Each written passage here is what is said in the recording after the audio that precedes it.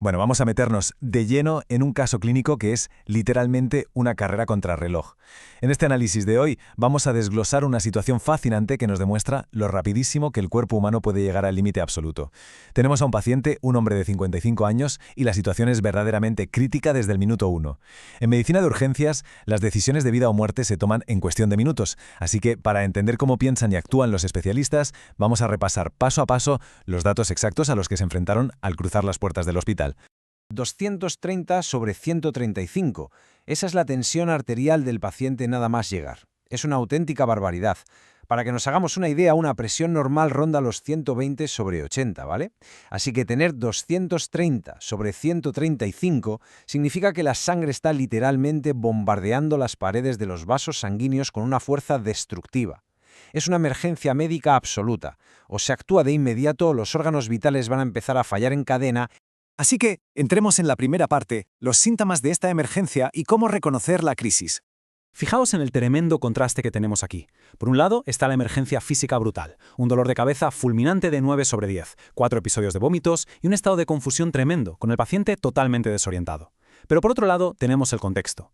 El paciente llevaba 8 años diagnosticado de hipertensión. El problema, y esto es clave, es que hace un par de meses tuvo que dejar de tomar su medicación, el enalapril y el amlodipino, simplemente porque no podía pagarla. Es durísimo ver esto. Nos demuestra cómo un problema puramente económico en el día a día puede desencadenar una catástrofe médica de este nivel.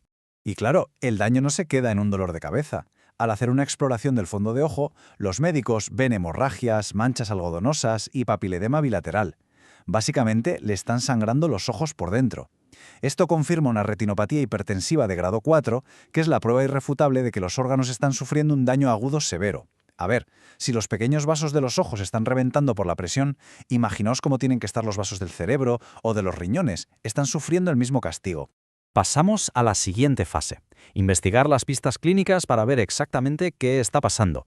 Tienes a una persona súper confusa y con la tensión por las nubes. El equipo médico tiene que actuar rapidísimo y descartar a los sospechosos habituales que podrían ser mortales. Primero, gracias a un escáner inicial, ven que no hay sangre libre, así que descartan una hemorragia intracraneal. Tampoco hay parálisis ni asimetrías claras en el cuerpo, lo que hace muy poco probable un ictus isquémico. Y por último, como no hay fiebre, podemos tachar de la lista infecciones graves como una meningoencefalitis. Con estos descartes, la investigación se afina muchísimo. Y aquí está la prueba definitiva. El TAC craneal urgente revela que el cerebro se está hinchando. Hay un edema cerebral difuso especialmente en las zonas posteriores, las áreas parietoccipitales. Lo que está pasando es que la barrera del cerebro ha cedido ante tanta presión arterial y el líquido de la sangre se está filtrando hacia el tejido cerebral. Esa inflamación brutal es la que está causando la confusión, los vómitos y el dolor de cabeza insoportable. Y con todo esto sobre la mesa, llegamos al diagnóstico. El síndrome PRES. El gran culpable. Todas las piezas encajan perfectamente en el síndrome PRES, que por sus siglas significa síndrome de encefalopatía posterior reversible. Es un cuadro gravísimo, que salta cuando la hipertensión crónica se descontrola totalmente y el cerebro ya no puede regular el tamaño de sus propios vasos sanguíneos. Pero ojo, dentro de la gravedad, la palabra clave aquí es reversible. Si se hacen las cosas bien y rápido, el cerebro puede recuperarse al 100%. Bueno, ya sabemos a qué nos enfrentamos. Ahora veamos el protocolo de rescate y los cuidados intensivos.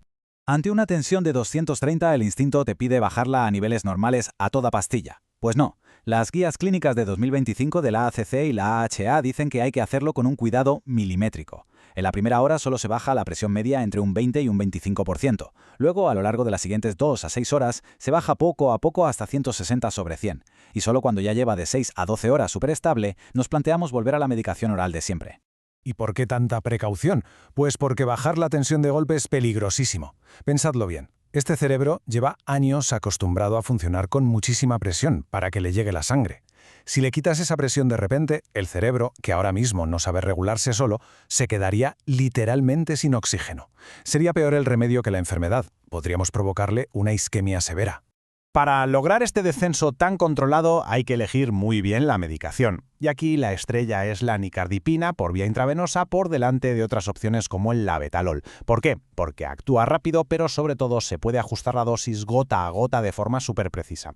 Y algo vital, no te adormece ni te afecta el sistema nervioso central, lo cual es fundamental porque necesitamos vigilar continuamente el nivel de conciencia del paciente.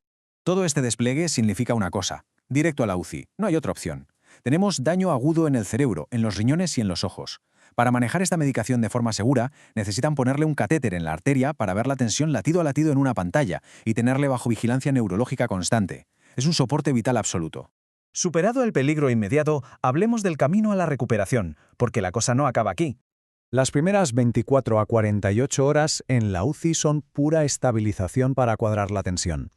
Una vez estabilizado, en unas horas se vuelve a las pastillas, el amlodipino y el enalapril. Pero ojo, que darle el alta no significa que el caso esté cerrado.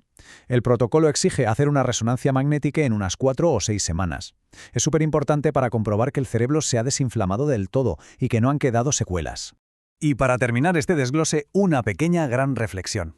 Fijaos en todo lo que hemos visto. Recursos de UCI altísimos, daño en los órganos, sufrimiento brutal, y todo esto se desencadenó pura y simplemente porque el paciente no pudo pagar sus pastillas. Es para pensarlo, ¿verdad? Nos deja una pregunta enorme en el aire.